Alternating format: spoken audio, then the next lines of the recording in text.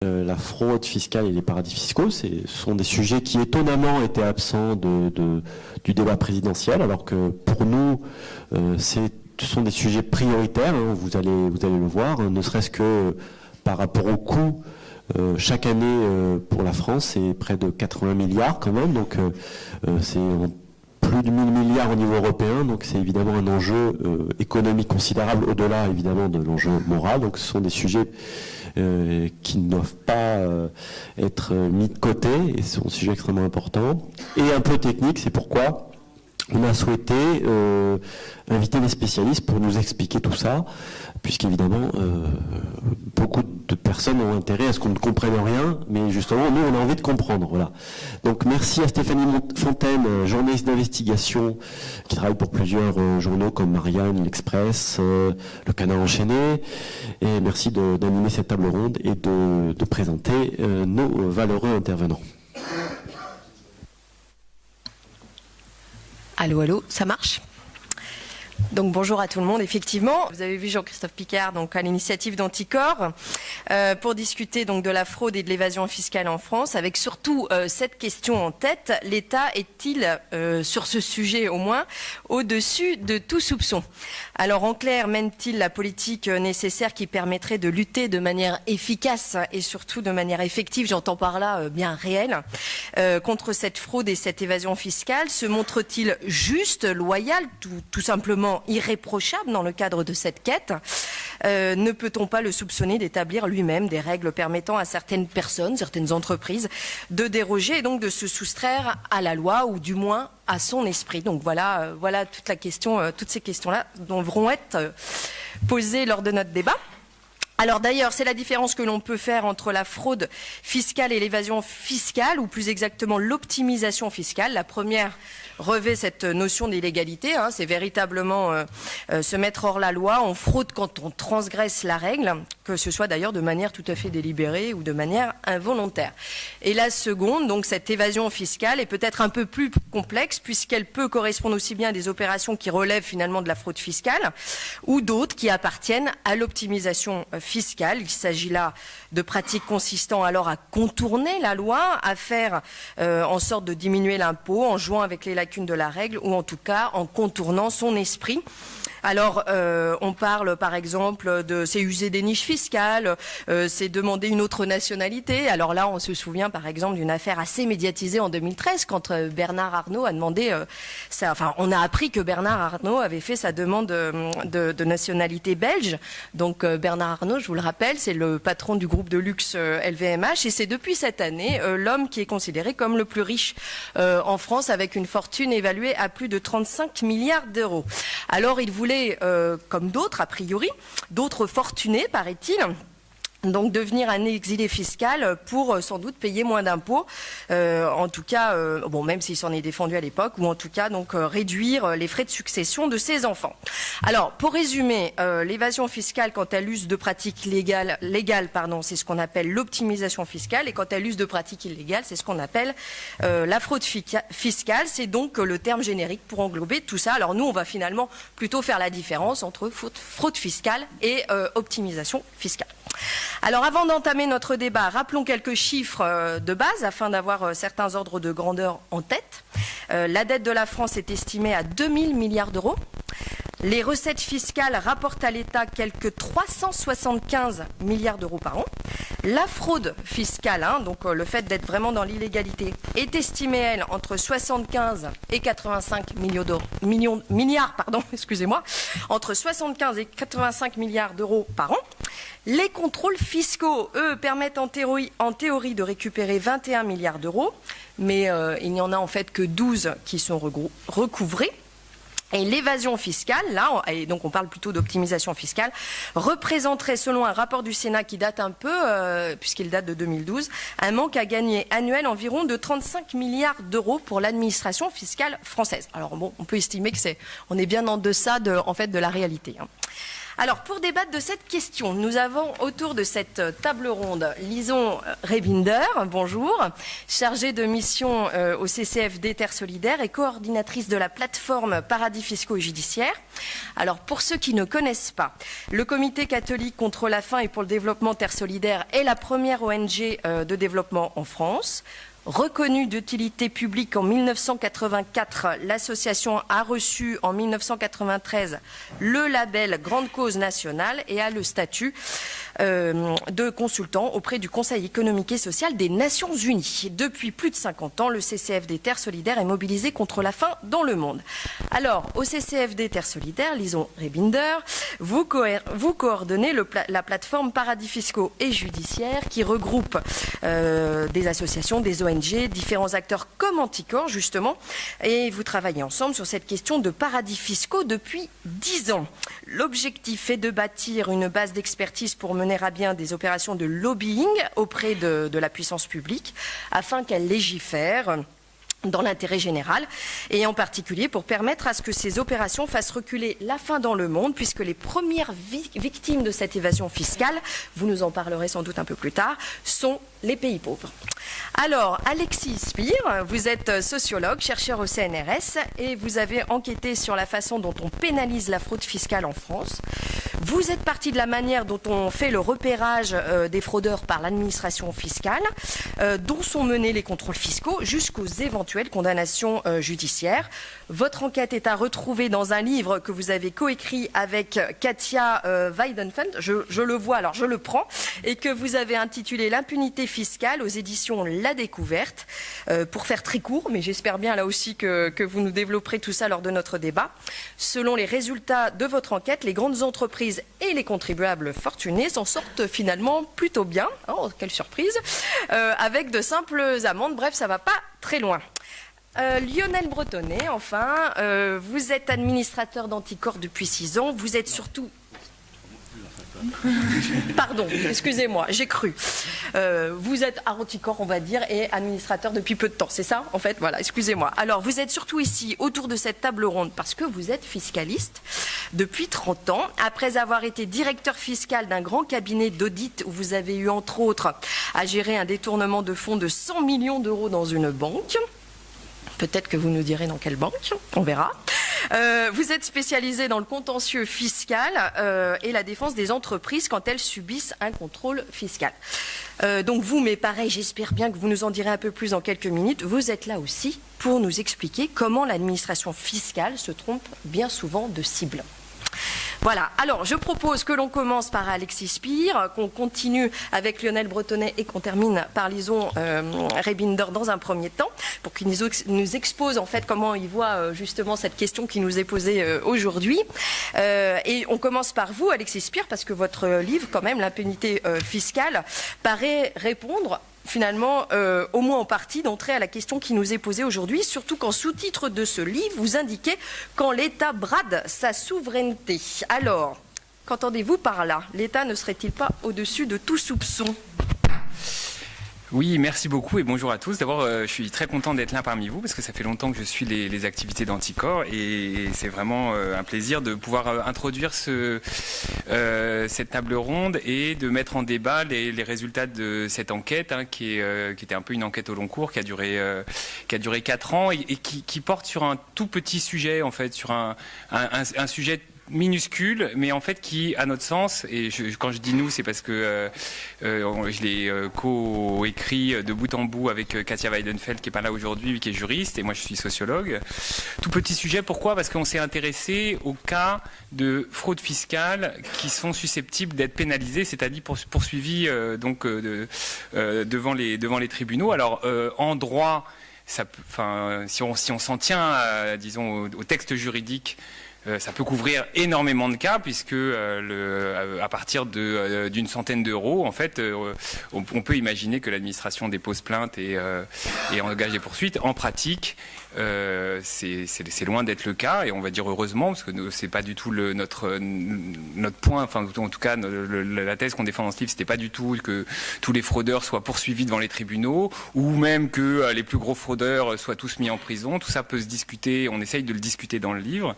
Non, notre point, c'était justement, et peut-être que c'est un peu en phase avec, c'est un peu pour ça aussi que c'est un peu en phase avec cette table ronde, c'est de dire, en fait, sur la question de la fraude fiscale, on peut trouver beaucoup d'excuses avec les paradis fiscaux, avec voilà, le fait qu'on est dans une économie internationalisée, que voilà, c'est très compliqué, que ça engage de la diplomatie, etc. Mais là, on est sur un tout petit sujet où finalement ça n'engage que l'État, puisque précisément on est face à des fraudeurs qui sont avérés, qui sont identifiés, et en fait se pose la question de la sanction. Alors tout à l'heure j'ai dit que en droit c'était à partir de 200 €. En pratique, encore une fois, hein, la commission des infractions fiscales, qui est l'un des multiples filtres, en fait impose un seuil minimal de 100 000 €, qui pendant très longtemps était un seuil tabou, secret, qu'on n'avait pas le droit de dire. On était très embêtés dans notre enquête parce que tout le monde avait ce seuil en tête et on n'avait pas le droit de le dire. Et là, heureusement, est venue, entre guillemets, l'affaire Cahuzac, les auditions parlementaires, et donc par le biais des auditions parlementaires, ce seuil a été rendu public. Nous, on pense que ces choses-là doivent être rendues publiques et doivent être en fait soumis au débat contradictoire, parce que en fait, pourquoi je dis que c'est un sujet tout petit, parce que encore une fois, les poursuites pénales, et ça c'est pas propre à la France, parce qu'on fait pas mal de comparaisons avec les pays étrangers, hein, c'est 1000 cas par an, 1200, enfin voilà, de poursuites. Après, on verra quels sont ceux qui sont poursuivis, et donc évidemment comparé à l'ensemble des fraudeurs ou même à l'ensemble des contribuables, c'est tout petit. Mais pour nous, c'est un révélateur, et c'est un vrai révélateur justement d'une forme d'impunité fiscale. Alors là, dans cette courte introduction, je vais pas avoir le temps de le démontrer, mais j'espère avoir l'occasion d'y revenir dans la discussion. Là, ce que je voudrais juste dire, c'est peut-être insister sur les résultats. Donc, comment on a procédé? On a fait des entretiens avec des inspecteurs des impôts, avec des magistrats. On a construit une base de données de plus de 570 jugements pour voir quels étaient les profils de ceux qui étaient attrapés.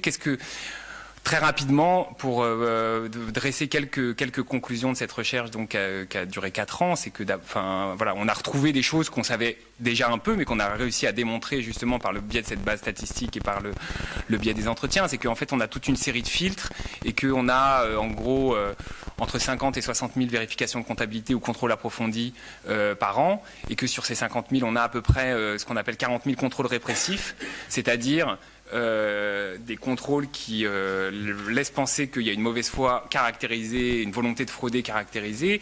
Là, on a encore un filtre, il y en a 4000 qui sont transmis à l'échelon départemental. Puis il y en a encore, on se retrouve à 1200 qui sont transmis au niveau national, à l'administration centrale, puis transmis à la CIF, et à l'arrivée, on arrive à 980 poursuites. Donc c'est à travers la série de ces filtres, évidemment, que on a, d'une certaine manière, des biais de sélection, avec, là je le dis très rapidement, mais c'est pas le point qui va m'occuper aujourd'hui, ou sur lequel je voudrais centrer la discussion, mais sur le fait que, en gros, pour le dire très vite, l'administration fiscale et tous les agents de l'administration fiscale sont portés vers une logique budgétaire, une logique de rentabilité, et absolument pas une logique pénale ou une logique de pénalisation. Ce qui explique que, justement, par exemple, dans notre base de données, on est, notamment une grande direction qui est la DVNI, la direction des très grandes entreprises du type Carrefour, Total, etc., qui est la division qui prononce les redressements les plus lourds, les plus coûteux, je pourrais vous donner les chiffres des moyennes, mais c'est normalement devrait être celle, précisément puisque c'est les redressements les plus importants en chiffres, qui devrait fournir au moins quelques poursuites pénales. Or, en fait, dans notre base de données, on n'en a aucun, et donc on s'est intéressé à cette anomalie-là. De la même façon, la DNVSF, celle qui s'occupe des gros patrimoines et des contribuables fortunés, n'en a aucun aussi.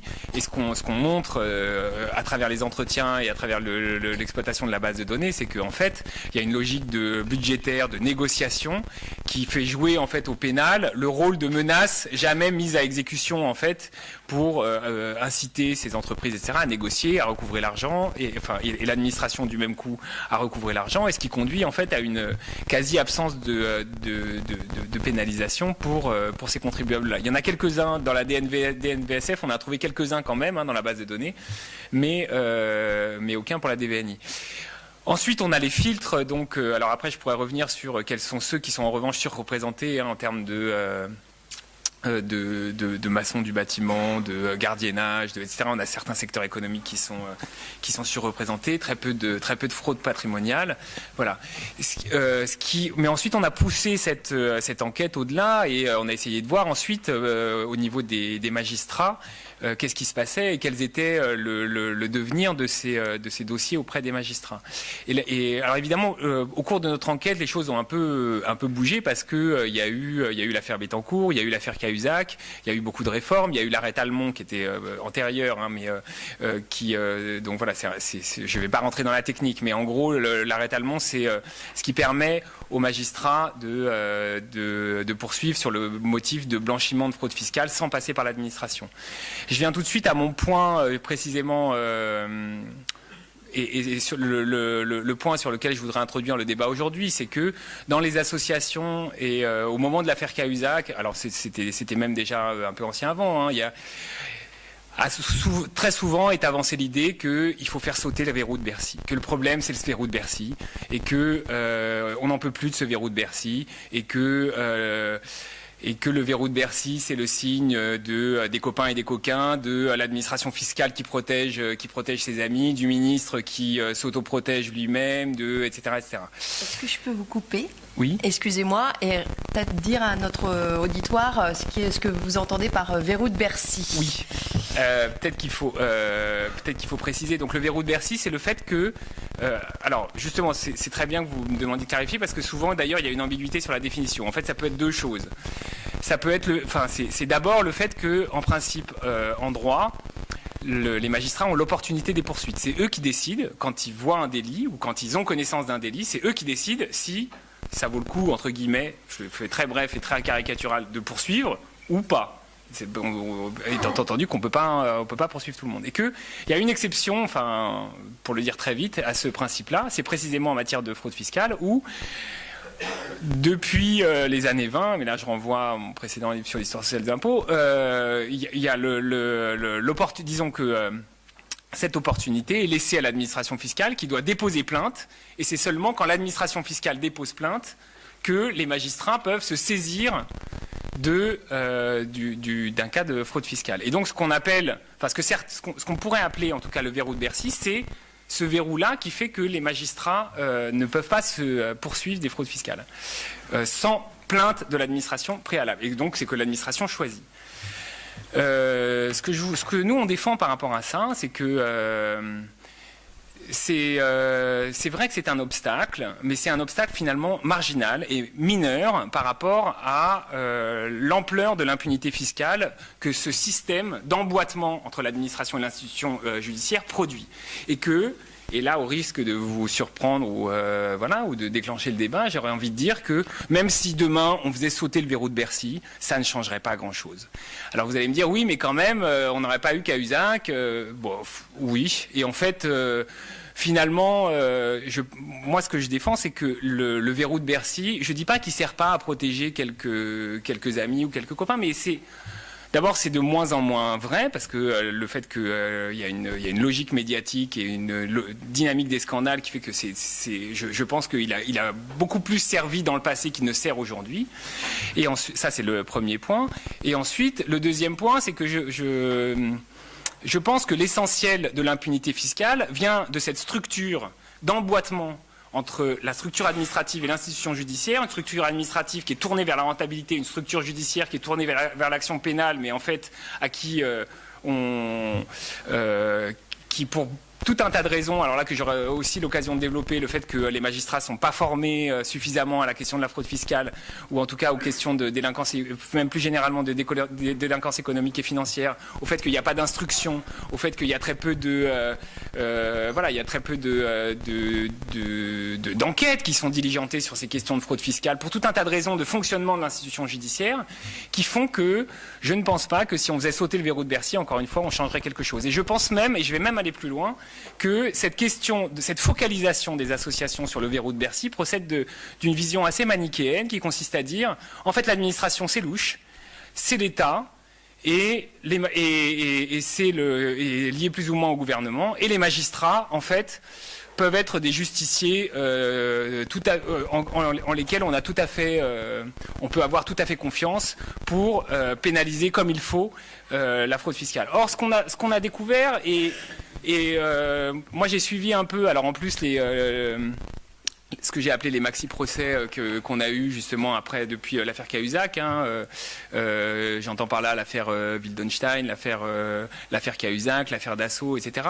Plus l'enquête qu'on a menée auprès des magistrats montre qu'en fait, tout ça est très discutable. C'est-à-dire qu'en dépit de l'arrêt Talmont et du fait que les magistrats ont la possibilité de faire du blanchiment de fraude fiscale, en fait, ils le font de façon très marginale. Qu'en fait, quand ils ont des fraudes patrimoniales ou des fraudes de puissants, il y a une dynamique de l'audience, encore une fois, il y a une dynamique de l'institution judiciaire qui fait que on n'a toujours pas en fait de peine digne de ce nom alors qu'on a des coupables qui sont relativement avérés en fait. Et donc voilà, tout ça incite à réfléchir. Alors c'est compliqué parce que évidemment le verrou de Bercy c'est un slogan qui est extrêmement pratique, extrêmement facile, dont tout le monde peut se saisir et que tout le monde peut comprendre. Ça, je l'entends, en fait. Et c'est vrai que dans la lutte politique, on a besoin de slogans comme ça, mais malheureusement, je suis intimement convaincu que, et encore une fois, on était à deux doigts d'ailleurs de sauter le verrou de Bercy, parce qu'en fait, il y a beaucoup y compris de la part de nos gouvernants, beaucoup de gens qui se disent qu'en fait, on pourrait très bien faire sauter le verrou de Bercy et ça ne changerait pas grand-chose, et en fait, en cela, ils sont d'accord avec moi.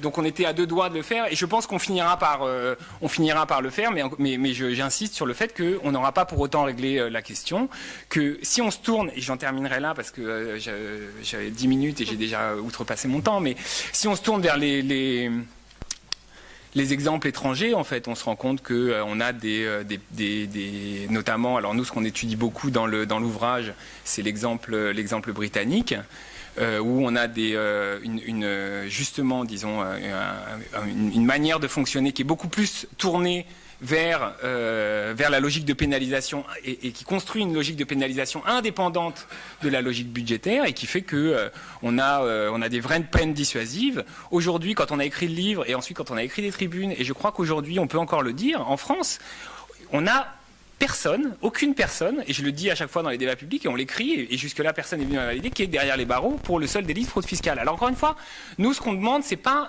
forcément des peines de prison pour tous les fraudeurs, etc. Et on est persuadé même que la prison n'est pas la bonne solution. Le problème, c'est que il y a une vraie réflexion aussi à avoir sur la question des peines, et que justement cette alternative entre soit la prison avec sursis, soit la prison ferme, consiste finalement pour les magistrats à dire finalement la fraude fiscale c'est pas si grave, et donc à prononcer des peines de prison avec sursis ou des classements sans suite pour l'affaire des pharmaciens, enfin bref, et qu'il y aura une vraie réflexion à faire à partir sur cette question des peines, sur les questions des peines complémentaires, sur le fait, on sait que dans d'autres pays, on imagine des retraits de passeport, on imagine des interdictions d'exercer. Aujourd'hui, l'interdiction de gérer fonctionne absolument pas. Voilà, il y a plein il y a la question des saisies des avoirs qui aujourd'hui encore fonctionne très mal en France.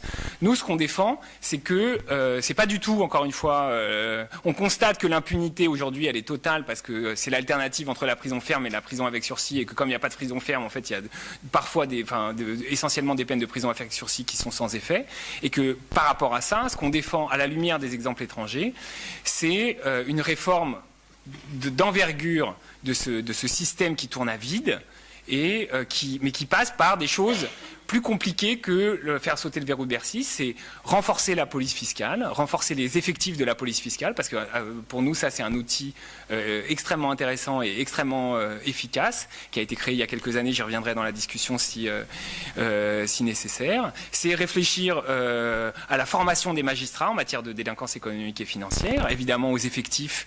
Voilà, mais tout ça, c'est pas des c'est pas facile à traduire en termes de slogans. C'est réfléchir aux peines et c'est réfléchir à des véritables peines dissuasives qui ne soient pas forcément la prison, mais qui soient des peines de publicité ou comme je disais, des peines complémentaires qui soient véritablement, disons, dissuasives et s'inspirer des exemples étrangers, parce qu'encore une fois, sur la question des intermédiaires fiscaux et sur la question des conseils et des avocats fiscalistes, aujourd'hui, il y a quand même une relative impunité de tout ce qui est intermédiaires fiscaux. Là aussi, j'aurai le temps d'y revenir dans la discussion. Voilà, et donc c'est toutes ces questions-là qu'on essaye de soulever dans le livre et qui amènent à discuter, à mon avis, sur cette question de pénalisation de la fraude fiscale, bien au-delà de la seule question du verrou de Bercy. Voilà, merci beaucoup. Alors, Lionel Bretonnet, normalement, voilà. Oui, c'est bon là. Voilà, oui, vous aussi vous dites qu'on ne s'attaque pas aux bonnes cibles. Alors ouais. Je vous laisse développer. Oui, moi je voulais d'abord tordre un peu le cou à quelques idées reçues et je voulais planter le décor en faisant quelques remarques de macroéconomie. On nous dit toujours il faut une politique de contrôle fiscal efficace pour pouvoir faire face au problème de la dette de l'État français. Et au niveau de la dette de l'État français, je remarque qu'on raconte toujours un peu n'importe quoi. Je ne dis pas que la dette de l'État français est faible, je sais très bien qu'il faut être heureux. Hein. Je veux simplement faire quelques références macroéconomiques. La dette de l'État français, grosso modo, c'est 2000 milliards. S'il n'y avait rien en face de cette dette, effectivement, ce serait dramatique. Comme un particulier qui a 1 million d'euros de dette et qui n'a strictement rien en face. Or, si le particulier a un patrimoine immobilier, un contrat d'assurance vie, quelques bricoles, et que son actif équivaut à son passif, on ne dit pas il a 1 million d'euros de dette. On dit il a un passif qui est égal à son actif. Au niveau de l'État français, c'est exactement la même chose. Et quand on dit que les enfants actuellement naissent avec une dette de 34 000 euros, on divise la dette par le nombre de naissances et on arrive à ça. C'est complètement vraisemblable. L'actif de l'État est très important. Il y a un actif immobilier important, il y a des actifs financiers très importants, et donc la première contre-vérité. La deuxième chose, au niveau de cette dette, on dit que ça représente 100% du produit intérieur brut. Or, le Japon, la dette du Japon, elle représente 300% de son PIB. Et est-ce qu'on dit que le Japon est au bord du dépôt de bilan ? Absolument pas. Donc pourquoi chez nous, qu'est-ce qu'il y a de différent entre la dette du Japon et la dette de l'État français ? La dette de l'État japonais est détenue à 87% par les Japonais.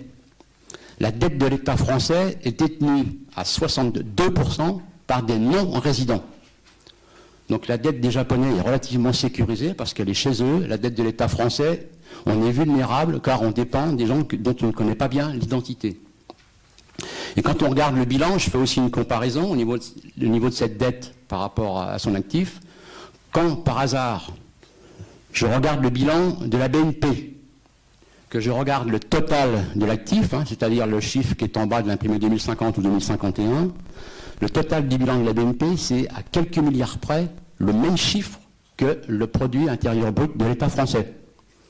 Alors par contre, quand on décortique les comptes de manière un peu plus fine pour savoir où il y a le problème, on regarde les engagements hors bilan, comme pour une entreprise lambda. Quand on regarde les engagements hors bilan de l'État français, on découvre des choses extrêmement intéressantes. En engagement hors bilan, il y a une somme très importante pour la dette, pour la retraite des fonctionnaires. Je n'ai absolument rien contre eux. Il y a à peu près 1200 milliards dont on ne parle jamais.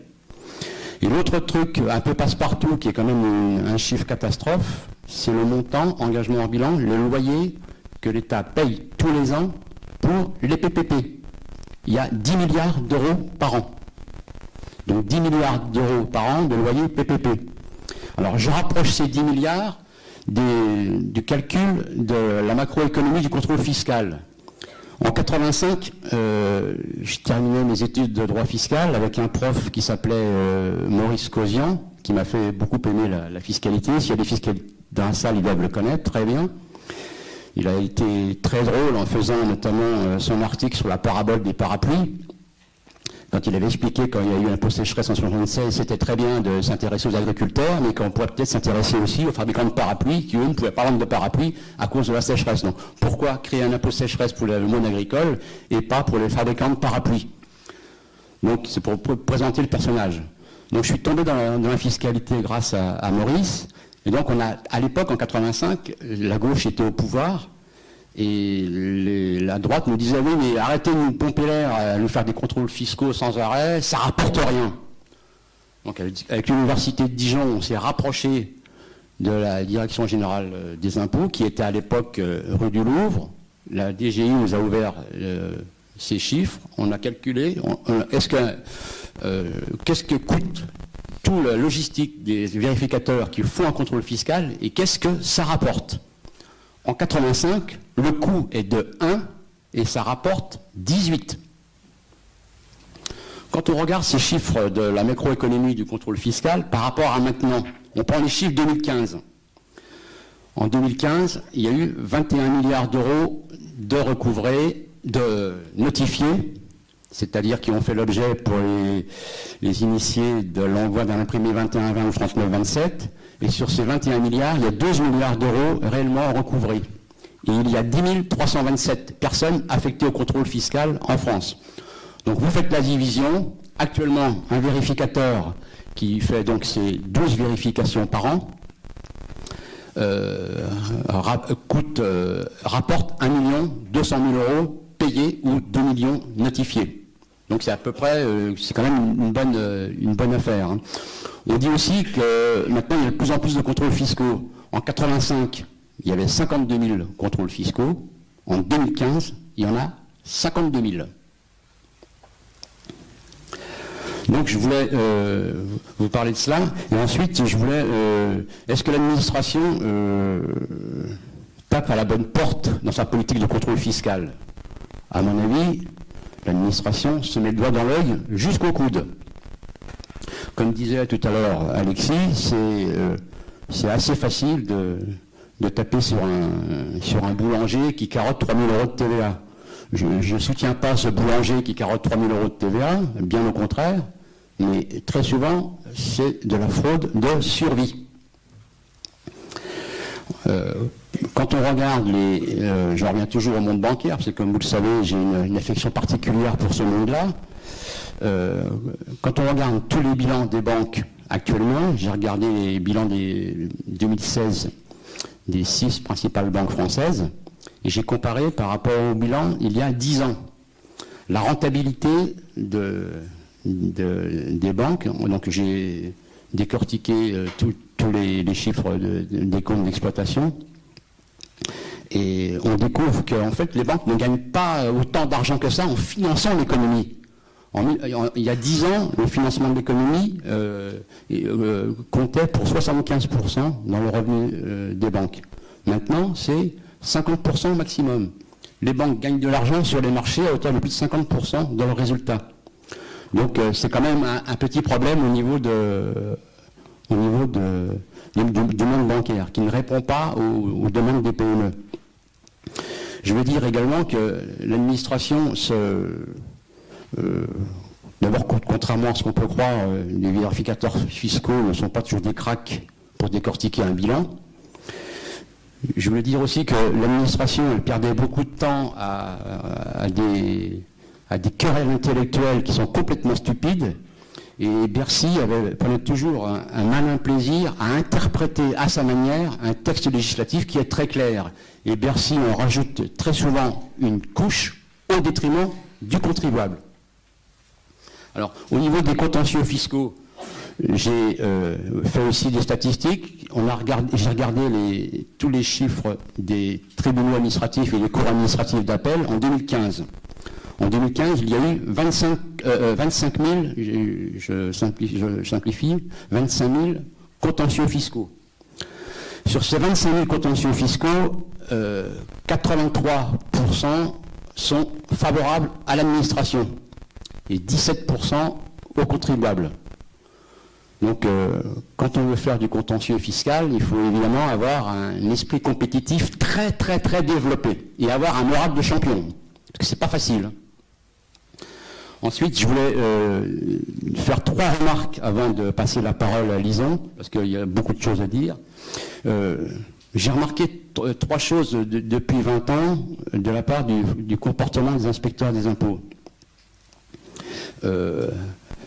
Il y a 15 ans, vous savez que la prescription est de 3 ans, 31-12 N+3, sauf quelques exceptions en matière d'impôt direct et un peu plus en matière d'impôt indirect, notamment en matière d'enregistrement et de droit de succession. Il y a 15 ans, il y a un petit malin à l'administration qui s'est dit bah oui, mais l'article 38-2 du Code des impôts, il est parfait. Parce que quand on regarde l'article 38.2 du Code général des impôts, traite de la question qui est assez technique, mais vous allez comprendre très facilement, de l'intangibilité du bilan d'ouverture des premiers exercices non prescrits. On est en 2017 actuellement, on applique ça actuellement ici. On est en 2017. Je regarde ce qui se passe au premier jour du premier exercice qui est contrôlé le 1er janvier 2014. Je compare les écritures du 1er janvier 2014, bilan d'ouverture de l'exercice en cours, avec les écritures de clôture du bilan précédent, 31-12-2013. Et s'il y a un décalage, il y a un accroissement d'actifs artificiels, et l'administration taxe comme cette somme, comme revenu, un peu comme il y a eu plusieurs qualifications, mais il y a eu quand même notamment le plus souvent des revenus distribués sans avoir fiscal. Il a fallu faire un contentieux devant de multiples juridictions administratives pour que l'administration abandonne au bout de 14 ans. Je pense que c'est une énergie dépensée incroyable. La marotte actuelle des vérificateurs des impôts, c'est l'article 268 du Code général des impôts. C'est un problème de TVA sur la marge. Ça concerne la promotion immobilière. Vous achetez un bien immobilier, vous le coupez en morceaux, vous le revendez, vous payez la TVA ou sur la marge ou sur le total. Le texte est clair, a priori, mais Bercy s'est senti obligé d'ajouter une circulaire qui interprète ce texte et qui dit non, c'est pas là sur la marge. Donc il y a à peu près 800 contentieux en cours là-dessus et on commence à gagner devant le tribunal administratif de Bordeaux, Dijon et Orléans et on aura gain de cause car l'administration ne fait pas appel. Il y a environ 800 dossiers en France qui mobilisent une énergie invraisemblable. Je pense que ce serait judicieux que cette énergie soit mise au service de combats de fraude qui soient vraiment sérieux et avec des enjeux financiers beaucoup plus importants. Quand j'interviens dans une école qui forme l'élite des fonctionnaires et que je parle de carrousel de TVA ou de sandwich hollando-néerlandais pour parler des comptes de Google, je peux vous garantir que les inspecteurs des impôts regardent tous leur godasse. Hein. Voilà ce que je voulais vous dire au niveau de ma première intervention. Mais j'ai beaucoup de remarques à faire. J'aurai notamment une remarque à faire quand Lison aura parlé sur le reporting pays par pays qui se met en place actuellement. Merci. Justement vers les bonnes cibles et qu'on quitte un peu le côté local et des petites gens entre guillemets françaises. Voilà. Merci Stéphanie. Merci à Anticor de m'avoir invitée aujourd'hui. C'est vrai que moi, je vais vous parler d'un point de vue différent, celui des associations et des ONG qui combattent les pratiques d'évasion fiscale qui sont, elles, majoritairement dans la légalité, en demandant à l'État de les réguler, de combattre au niveau du droit. Pour le CCAD Terre Solidaire, mon organisation, qui s'est donnée pour mission de lutter contre les causes structurelles de la faim et de la pauvreté dans une perspective nord-sud, ça a paru logique de lutter contre l'évasion fiscale, notamment celle des grandes multinationales, parce qu'elles privent les pays en développement de revenus très importants pour financer leurs services publics. Stéphanie parlait en France, 35 milliards d'euros qui manqueraient aux finances publiques à cause de ces pratiques d'évasion fiscale des multinationales. On parle même parfois de 40 à 60 milliards. Comme ces pratiques sont majoritairement opaques, c'est difficile d'avoir des bons chiffres. Pour les pays en développement, on parle de 180 milliards d'euros, c'est-à-dire parfois 2 fois plus que ce qu'ils reçoivent au titre de l'aide au développement. C'était donc un sujet naturel sur lequel travailler. Et le CCFD s'est réuni avec d'autres organisations pour créer la plateforme paradis fiscaux et judiciaires. La plateforme paradis fiscaux et judiciaires, c'est 19 organisations, donc de solidarité internationale, de lutte contre la corruption comme Anticor, des syndicats comme le syndicat de la magistrature, le syndicat solidaire finances publiques, la CGT, la CFDT, des mouvements sociaux comme Attaque, qui se réunissent ensemble pour faire un travail d'expertise, comprendre quels sont les problèmes, ce qui se passe, créer du savoir, pour après réussir à faire du plaidoyer, c'est-à-dire mettre nos demandes dans l'espace public pour que les citoyens s'en emparent, les soutiennent, et aussi pour les porter directement auprès des décideurs, pour qu'ils concrétisent dans le droit les mesures nécessaires pour lutter contre l'évasion fiscale. Donc ce qu'il faut bien comprendre, comme Stéphanie le disait, c'est que les questions d'évasion fiscale des multinationales, contrairement aux questions de fraude, elles se passent majoritairement en respect du droit, mais c'est-à-dire que en fait, le système international d'imposition des entreprises, il ne correspond plus à la réalité des entreprises multinationales, et il permet à des entreprises, par des jeux comptables, de ne pas faire coïncider leur impôt à leur activité réelle, et de payer leur impôt aux endroits où ils n'ont pas une réelle activité, mais où les impôts sont très faibles, donc dans les paradis fiscaux, et en respectant en fait, en trouvant les failles dans la loi, en respectant ce qui n'est pas l'esprit réel de la loi. Alors la question pour nous, c'est comment est-ce qu'on s'adresse à l'État? Est-ce que l'État fait tout ce qu'il doit faire pour justement mettre un terme à ces pratiques? Et c'est pour ça que dans nos pratiques de plaidoyer, on s'adresse à l'État, à ces différentes institutions. Et il faut quand même savoir que en peu de temps, les choses ont beaucoup changé. C'est intéressant de noter que c'est quand même avant tout la société civile et les journalistes qui ont été les premiers à tirer une vraie sonnette d'alarme sur les pratiques d'évasion fiscale, et qu'au début, quand on s'intéressait à ces questions, ça paraissait extrêmement technique et compliqué, et on ne s'attendrait pas du tout à ce qu'aujourd'hui, on puisse faire aussi souvent la une des journaux, que les questions d'évasion fiscale des grands groupes mobilisent le discours politique, prennent de la place dans le débat public. Et au moment de la crise en fait de 2007-2008, la communauté internationale s'est réveillée, et on a eu des déclarations très fortes au niveau du G20 en 2012, avec la vraie volonté de lutter ensemble contre la fraude fiscale, avec des propositions fortes, mais avec l'idée de traiter un problème qui restait marginal, sans prendre encore la pleine mesure de ce qu'était la fraude et l'évasion fiscale. Et on est quand même arrivé à certaines avancées, autour notamment des demandes de transparence, qui sont des demandes importantes depuis longtemps de la société civile et qui ont irrigué ensuite le débat politique. Et sur les questions de fraude, on peut voir que le secret bancaire, qui semblait un problème vraiment important et sur lequel on avait beaucoup de mal à réguler, on a fait beaucoup d'avancées parce qu'il y a maintenant plus de 100 juridictions qui sont engagées à échanger les informations sur leurs ressortissants qui ouvrent des comptes financiers sur leur territoire et avec d'autres pays pour les ressortissants étrangers. Et en 2017, on va arriver à un premier échange d'informations. Ça veut dire qu'on a quand même beaucoup progressé sur cette question. De même sur la question des bénéficiaires effectifs, c'est-à-dire sur les propriétaires réels des entreprises, pour mettre un terme aux sociétés qui permettent de dissimuler les propriétaires réels de leurs comptes ou des sociétés, on a besoin de mettre en place des registres de transparence. À cet endroit-là, l'Europe a quand même beaucoup avancé. Avec en fait, si on regarde sur un temps long, la question de la transparence, elle est quand même de plus en plus prise en compte. Après, sur la question de la transparence des multinationales, ça fait aussi des années que la société civile demande à ce qu'on mette en œuvre le reporting pays par pays public. Donc c'est une mesure en fait toute simple qui consiste à demander aux entreprises des informations sur leurs activités, les impôts qu'elles payent dans tous les pays où elles ont une activité, afin qu'on sache si les impôts qu'elles payent correspondent à leur activité réelle. Ça veut dire qu'on voudrait savoir leur chiffre d'affaires, leurs bénéfices, leur nombre d'employés, pour qu'on voit si il y a une réelle connexion entre les impôts payés et l'activité des entreprises. Et cette mesure, elle est intéressante de ce qu'elle dit aussi sur le rôle de régulation de l'État, parce que ça fait très longtemps qu'on la défend, et elle est maintenant au cœur des débats publics et de la régulation de l'État. Et notamment, le gouvernement de François Hollande en avait fait une promesse de campagne et avait promis de nous donner la transparence sur les activités des banques et ensuite de tous les secteurs d'activité. Et de fait, en 2013, la France a mis en place le reporting pays par pays public pour les banques. C'est-à-dire que ces informations, elles sont maintenant accessibles aux citoyens, aux journalistes, aux ONG, et elles nous ont permis d'étudier et de montrer que les banques sont majoritairement, ont des activités très importantes dans les paradis fiscaux. Mais on a aussi besoin de savoir tout ça pour les autres entreprises, notamment les grands groupes, les Google, les Amazon, mais aussi toutes les entreprises qui opèrent dans les pays en développement.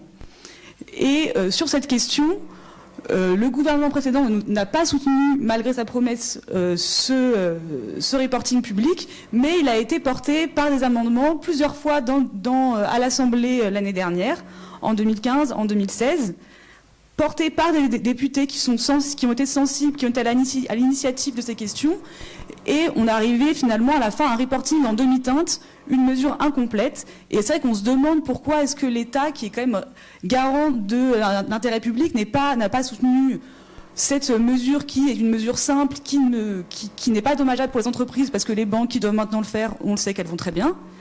Et on sait qu'en face, il y a déjà des lobbies très importants des intérêts privés qui font eux aussi pression pour avoir le moins de régulation possible, mais qui a aussi en face la peur très forte pour la compétitivité des entreprises, qui fait que l'État, pour défendre l'intérêt général, est parfois amené à aller plus doucement sur la régulation. Et ce qui est important de noter, c'est que même si ce reporting en demi-teinte a été adopté en 2016, il a été ensuite censuré par le Conseil constitutionnel, au nom de la liberté d'entreprendre. Alors ce que nous, on regrette beaucoup, parce que le Conseil constitutionnel a fait l'interprétation de la Constitution en mettant en avant la liberté d'entreprendre, alors même que dans la Constitution, il y a également le principe d'égalité devant l'impôt, et on voit bien que les banques n'ont pas été gênées dans leur activité par le reporting. La bonne nouvelle, c'est que cette mesure par le reporting est discutée en ce moment même au niveau européen, qu'il y a beaucoup d'avancées, beaucoup de sujets qui sont discutés aussi au niveau européen, et qu'on attend beaucoup des discussions à plusieurs, mais on a encore beaucoup à faire, notamment pour avoir une véritable transparence, pour que les pays en développement soient eux aussi associés aux véritables avancées contre l'évasion fiscale. Et c'est pour ça que dans nos démarches de plaidoyer, on porte fortement ces questions-là, mais même avec beaucoup de progression en un temps finalement court, on rencontre certaines limites dans notre interpellation de la puissance publique. Merci. Alors finalement, effectivement, on a l'impression que le sujet important ici, c'est aussi d'augmenter la transparence. Est-ce que vraiment c'est répondre là aujourd'hui les banques justement sont obligées donc de déclarer leurs activités.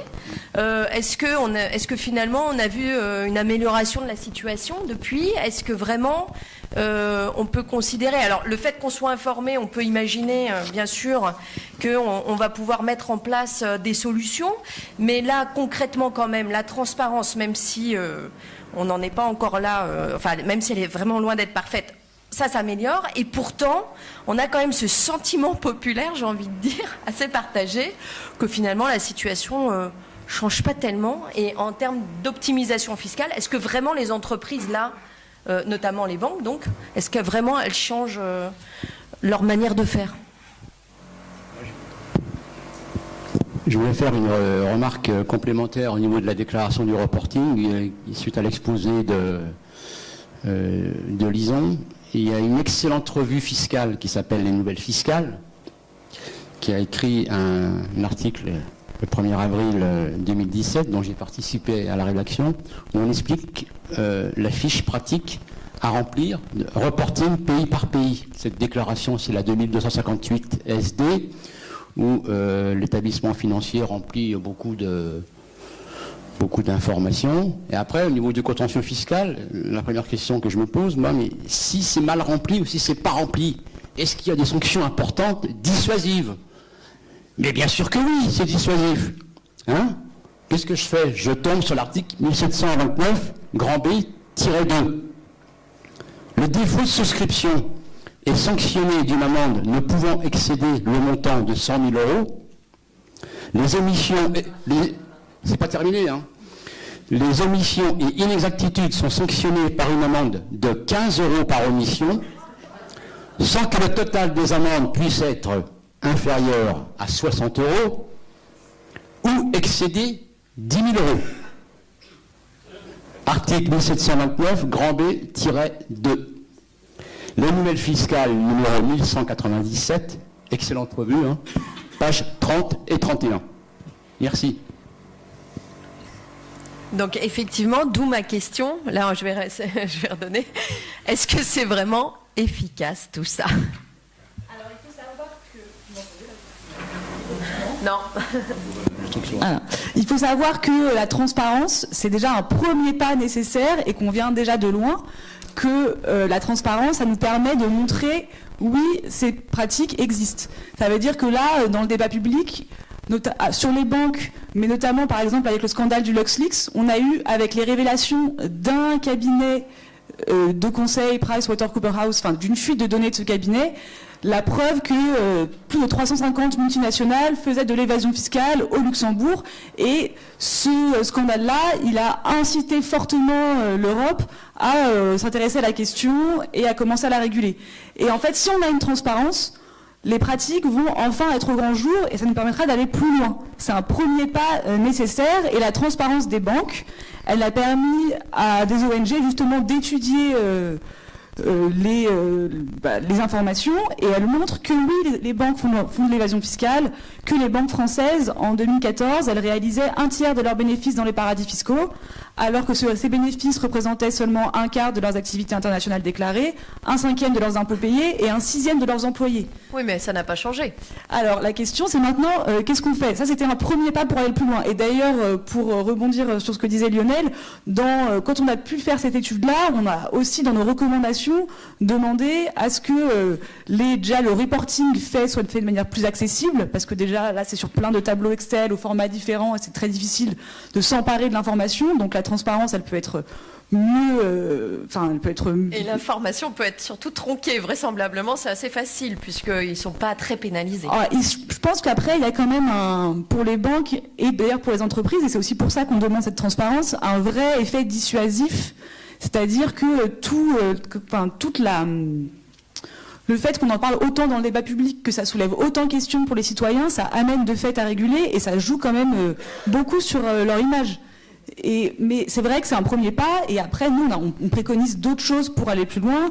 Il y a maintenant ce qui est discuté au niveau européen, une proposition de taxation unitaire qui remettrait en cause complètement la façon dont on considère les comptes des entreprises, et au lieu de les considérer filiale par filiale comme si c'était des entreprises différentes, on les considérait comme un tout entier au niveau européen, et on répartirait les impôts selon l'activité réelle. En fait, là, le système d'imposition des entreprises, il ne fonctionne pas, il ne correspond plus à leur réalité, et de fait, on a besoin d'abord, pas par pas, de transparence pour aussi montrer qu'il faut que ces pratiques existent et qu'il faut les réguler davantage. D'ailleurs, je reprends l'exemple de Bernard Arnault. Si Bernard Arnault a finalement retiré sa demande de nationalité belge, c'est parce que justement, le débat public s'était emparé de l'affaire et qu'il a eu peur pour son image, et donc finalement, il a laissé tomber. Donc effectivement, le fait de mettre de la transparence et le fait que les citoyens, enfin tout le monde s'y mette et créer un débat, ça peut effectivement porter des conséquences, parce que les entreprises vont avoir peur pour leur image. Alors, on va revenir vers vous, Alexis Spire, quand même, parce que là, on parle de quels sont les moyens, finalement, pour lutter contre l'optimisation fiscale, finalement, le détournement de la règle, mais tout en restant dans la règle. Donc, c'est pas toujours évident. Et effectivement, donc peut-être que la transparence plus parfaite qu'elle ne l'est aujourd'hui est déjà une bonne solution. Mais alors, pour la fraude, qu'en est-il sur cette fraude? Vous nous dites qu'aujourd'hui, finalement... on n'a pas mis en place les bonnes solutions. Non, mais ce qui est frappant dans cette matière, enfin, je veux dire, faut quand même un peu je pense que c'est important que ces questions-là soient mises dans le débat public, soient débattues publiquement, et que en fait le rapport de force fasse que le législateur soit obligé de faire quelque chose, que ça soit au niveau national ou au niveau européen. Ça n'empêche pas quand même d'être un peu vigilant, parce que on sait, et voilà, j'étais extrêmement sensible à l'argument de Lionel tout à l'heure sur la question de s'intéresser aux sanctions et aux sanctions effectives et de faire un peu d'examen précis de comment sont appliquées ces nouvelles lois. Je vais reprendre le même exemple, mais encore une fois, suite à l'affaire Cahuzac, qu'est-ce que ça a été la réaction du législateur? C'est quand même un tournant en fait. Enfin, je veux dire qu'on le veuille ou non, le fait que le ministre chargé de la lutte contre la fraude fasse de la fraude. Enfin voilà, donc on attendait quelque chose de significatif, de substantiel de la part du législateur, et de fait, il a été obligé de dire: ouh là là, c'est vraiment très très grave. Attendez, là, attention, vous allez voir ce que vous allez voir. Ça va plus du tout être comme avant. Ça va tout changer, etc. Qu'est-ce qu'on a fait? On a alourdi la peine de prison en disant maintenant c'est plus 6 ans de prison ferme, ça va être 8 ans de prison ferme, ça va être beaucoup plus lourd, ça va être beaucoup plus sévère. Résultat, en fait, dans la pratique, encore une fois, comme avant, comme je l'ai dit, pour tout un tas de raisons sur lesquelles j'ai pas le temps de revenir là, et je pourrais y revenir ou démontrer point par point, mais ça n'existe pas dans les faits. On peut dire que c'est 50 ans de prison ferme, on peut dire que c'est 100 ans de prison ferme. Enfin, on n'avance pas d'un pouce. La prison ferme, on disait qu'il y avait entre 100 et voire 200 milliards entre la fraude fiscale et l'évasion fiscale. Et on parlait de la pénalisation. Ce qui est clair aujourd'hui, c'est que cet argent-là, il est fraudé, il est évanoui. Là, on arrive à mettre la main sur un lanceur d'alerte. Lui, par contre, on ne se gêne pas Oui. de l'harceler, de le mettre en prison, effectivement. C'est à un moment donné, C'est pas forcément. on va voir que c'est 100 milliards de fraude fiscale. C'est deux choses différentes, la fraude fiscale. Les 100 milliards de fraude fiscale, ça représente quand même des écoles, des hôpitaux. Et si les gens qui sont les fraudeurs ne sont pas montrés du doigt par les médias, et c'est là que les médias ils ont un rôle fort à jouer. Aujourd'hui, je ne sais pas quelle est la dépendance des médias par rapport à la sphère financière, mais en tout cas, s'il n'y a pas un rôle fort des médias qui va dire que ces 100 milliards, on a volé à l'État, on a volé aux citoyens, des écoles, des hôpitaux, etc.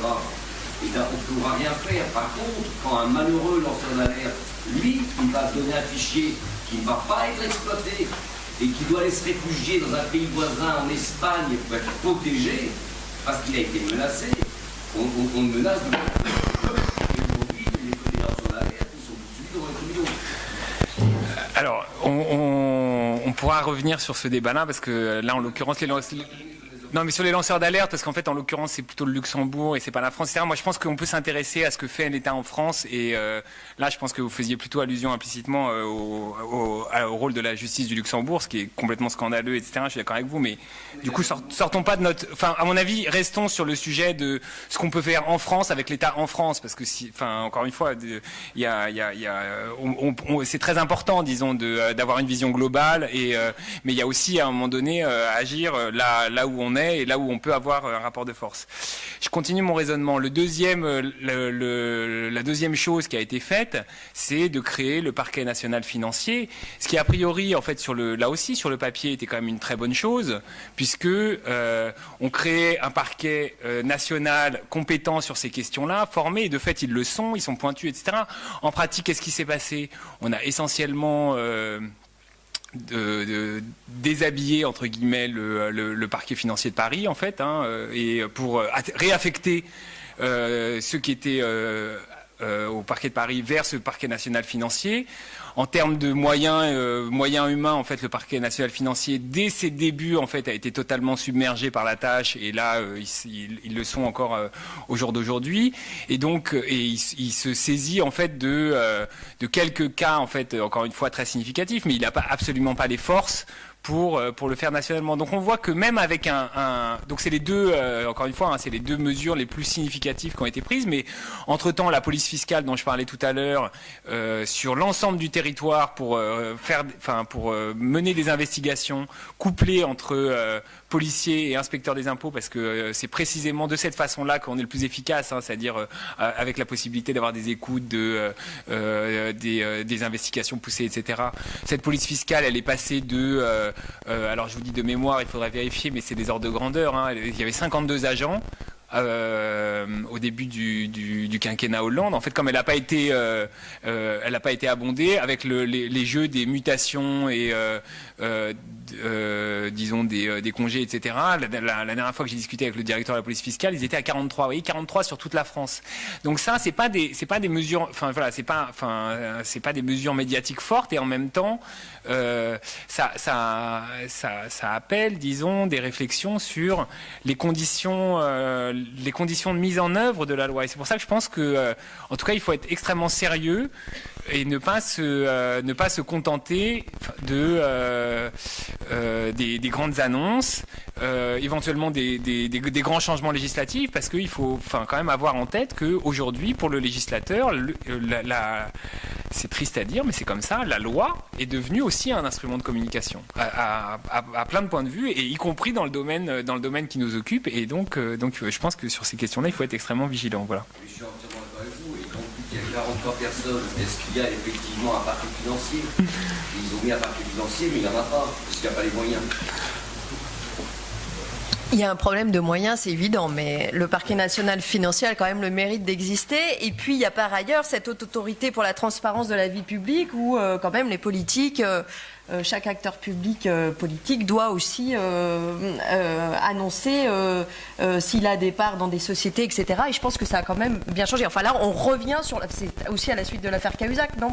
Oui. Voilà. Donc, à nouveau, il y a quand même cette poursuite de transparence qui fait que, éventuellement, quand même, il y a des affaires, des scandales qui sortent aussi par rapport à ces déclarations qui sont obligatoires aujourd'hui et qui ne l'étaient pas avant. Vous n'êtes pas d'accord?